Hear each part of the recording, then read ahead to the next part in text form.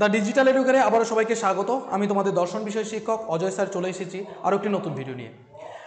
এর আগের ভিডিওতে আমি 2023 সালের পিওআইকিউ বচন অধ্যায়ের দিয়েছি। অধ্যায়ভিত্তিক আমি তোমাদের রিভিশন ক্লাসের জন্য পিওআইকিউ নিয়ে চলে এসেছি। দেখছো পরপর ভিডিওগুলো, অবশ্যই দেখতে থাকো, উপকৃত অবশ্যই হবে। এবারে নিয়ে এসেছি 2024 সালে তোমাদের কি প্রশ্ন হয়েছে বচন অধ্যায় থেকে। তাহলে দেখো, ভালো করে দেখে নাও। এই হচ্ছে তোমাদের 2024 সালের প্রশ্নপত্র। 2024 সালে তোমাদের কি প্রশ্ন এসেছে দেখো, বলছে বচন কাকে বলে, উদাহরণ সহযোগে বচন ও বাক্যের মধ্যে পার্থক্য করো। এই জন্য বলেছি এই প্রশ্নটাকে বাদ দিতে হবে। একটি নিরপেক্ষ বচনের সংযোজকের কাজ কি, এই সুন্দরভাবে এই টপিকগুলো তোমাদের আলোচনা করেছি। যে প্রশ্নটা 2024 সালে চলে এসেছে, এই প্রশ্নটা কিন্তু তোমাদের রিপিট হওয়ার চান্স খুবই কম আছে। 2025 সালে আসবেই না বললেই চলে, ঠিক আছে, আসবে না। কিন্তু তোমরা বলেছিলে কেউ একজন যে স্যার এত এটাকে আলোচনা করা তাহলে কী প্রয়োজন, মনে রাখবে এটাকে আলোচনা করার প্রয়োজন রয়েছে। কেন? কারণ হচ্ছে একটাই, যে এর ভিতর থেকে যে আমাদের এমসিকিউ প্রশ্ন হতে পারে, সেই এমসিকিউ প্রশ্নটা কিন্তু আমাদের জানা উচিত। আর যদি কনসেপ্ট ক্লিয়ার না থাকে তাহলে কিন্তু আমরা এমসিকিউ প্রশ্ন করতে পারবো না। তাহলে এখানে নম্বর বিভাজনটা ভুল রয়েছে। 1 প্লাস হাফ থাকে, ঠিক আছে, ইন্টু 4, তাহলে টোটাল 8 নাম্বার, ঠিক আছে। চলো এবারে কি হয়েছে, অথবা দিয়ে, অথবা নিচের বাক্যগুলিকে তর্কবিদ্যার সম্মত আকারে রূপান্তরিত করে কোন পদ ব্যাপ্য এবং কোন পদ অব্যাপ্য তা নির্দেশ করো, ঠিক আছে। খুব সুন্দরভাবে দেখো, যে তরবারি ধারণ করে সে তরবারি দ্বারাই বিনষ্ট হবে। যে, সে, যেমন, তেমন, যারা, তারা, এই জাতীয় শব্দ যদি থাকে, তাহলে যে বা যারা বা যদি এর যে অংশগুলোকে আগে বসিয়ে এটাকে এ বচনে করার নিয়ম ছিল। তোমরা ভালো করে নিয়মটা দেখবে, তাহলে মাথায় তোমাদের চলে আসবে। তাহলে এ বচনে করতে হবে। যে বা যে, যারা, যদি, এর যে অংশ, যেমন, এর অংশগুলোকে আগে বসিয়ে তাহলে কিন্তু আমাদেরকে কী করতে হবে, কোন বচন করতে হবে, এ বচনে করতে হবে। তাহলে এ বচনের আকার কি, সকল হয়। তাহলে সকল তরবারি ধারণ করার ক্ষেত্র হয় তরবারির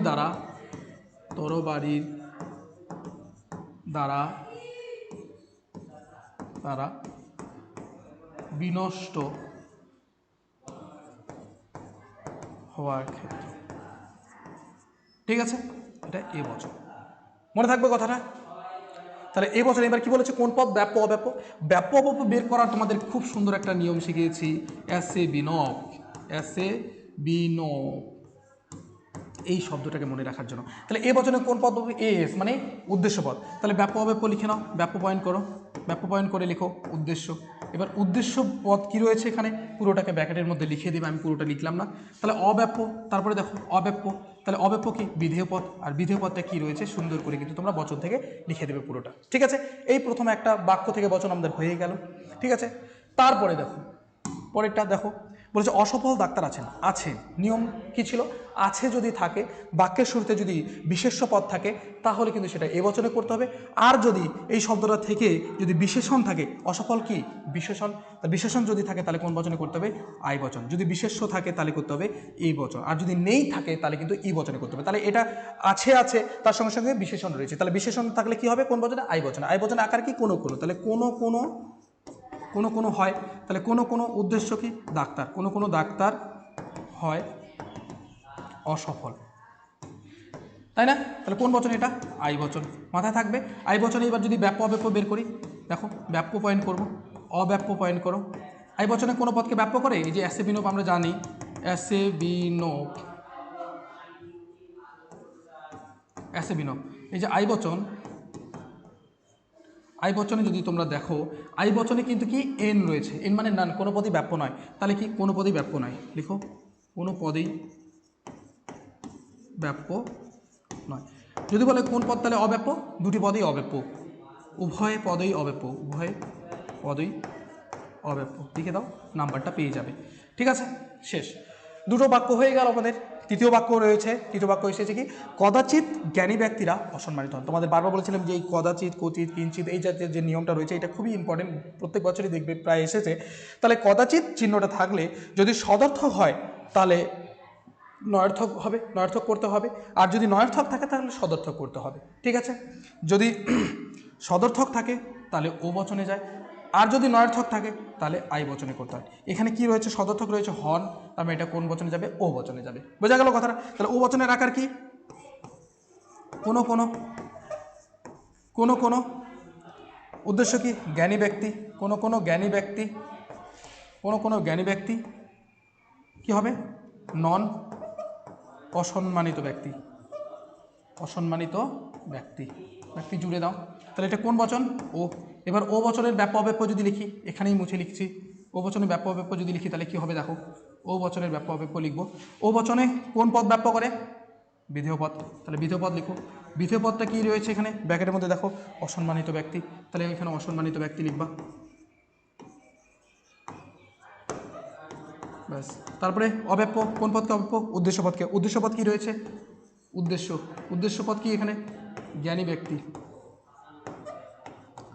তাই না? এটা কিন্তু মাথায় ঢুকে নাও। তাহলে এই হচ্ছে কিন্তু তোমাদের 3টা বাক্য কিন্তু সম্পূর্ণ হয়ে গেল। এবার শেষ বাক্য দেখো, 2 আর 2 5 হয় না। 2 আর 2 5 হয় না। 2 আর 2 কখনো 5 হয়?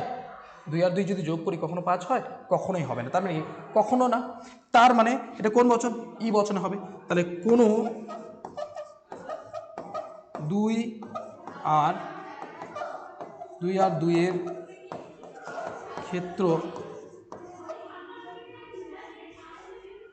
ক্ষেত্র নয়,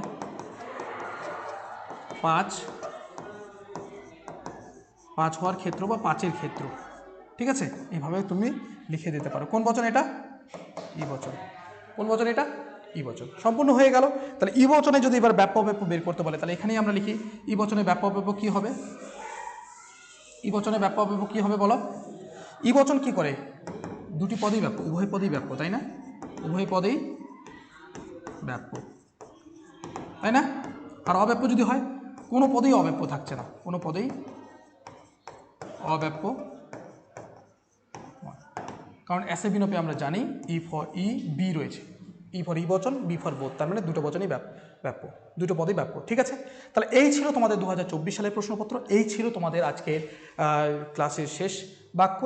আর তোমাদের বচন অধ্যায়ের যে বাক্য থেকে বচনের যে রিভিশন তোমরা চেয়েছিলে সেটা কিন্তু আজ সম্পূর্ণ হলো। ঠিক আছে, তাহলে বা চ্যাপ্টারের এই শুরু থেকে শেষ কিন্তু আজকে আমি করলাম। বচন অধ্যায় তোমাদের আজকে থেকেই শেষ। এরপরে আমি অবশ্যই PYQ নিয়ে আসবো, বচন অধ্যায়ের MCQ, সেটা তোমাদের কিন্তু পরীক্ষার সামনে, তার আগে নয়। ঠিক আছে, এর পরের দিন থেকে আমি শুরু করব তোমাদের বচনের বিরোধিতা অধ্যায়, যেখান থেকে আমাদের 4টি নাম্বার থাকবে, 2টো MCQ এবং 2টো ACQ। দূর দূরান্ত থেকে যারা দেখছো তাদেরকে অসংখ্য ধন্যবাদ। তোমরা তোমাদের বন্ধুবান্ধবদের শেয়ার করতে ভুলবে না, লাইক কমেন্ট সাবস্ক্রাইব শেয়ার করতে একদমই ভুলবে না। ঠিক আছে, আর কাছাকাছি যারা রয়েছো তাই ডিজিটাল এডুকেয়ার বা এডুকেয়ার একাডেমি, তারা অবশ্যই অফলাইনে ভর্তি হয়ে যাও। কি করছো বাড়িতে বসে? সময় নষ্ট করছো। এই মূল্যবান সময়কে নষ্ট করো না, এত সুন্দর প্ল্যাটফর্ম তোমাদের জন্য হয়েছে, তোমরা সেই প্ল্যাটফর্মের সুযোগ সুবিধা গ্রহণ করো। ঠিক আছে, তাহলে দেখা হচ্ছে নতুন একটি ভিডিওতে নতুন অধ্যায় শুরু করা নিয়ে। Thank you so much.